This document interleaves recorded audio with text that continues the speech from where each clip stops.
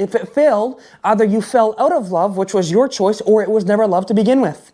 Point blank, period. There is no exception to that. If you ever, I've talked about greatly at the beginning of this series about the law and about what is now. The Bible says that Jesus fulfilled the law, that, I talk about this a lot.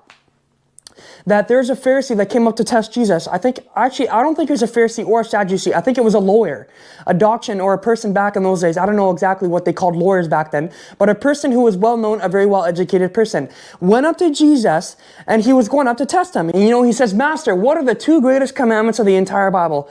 And these people, their entire life has been fulfilled or has been based upon the entire aspects of what not to do.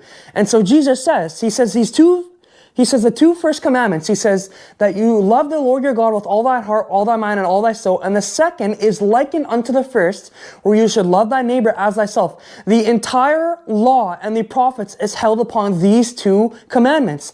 And this guy said, well done, thou hast rightly discerned, or thou hast rightly answered. But this is something that took me a couple years to figure this out. He says the entire law and the prophets is based upon these two commandments.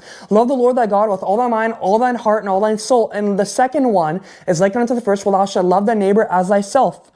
If you truly love somebody, you would never, ever sin against them. You would never hurt them. I'll talk about this too. In a relationship, when it comes to a romantic relationship, if you were to ever cheat on your spouse, you do not truly love that person. I don't care what you say. I don't care what you are. I don't care what threats you send against my way. You do not truly love that person. You will lust, maybe. Maybe you have a fraction of love towards that person, or maybe you did love that person at one point in time, but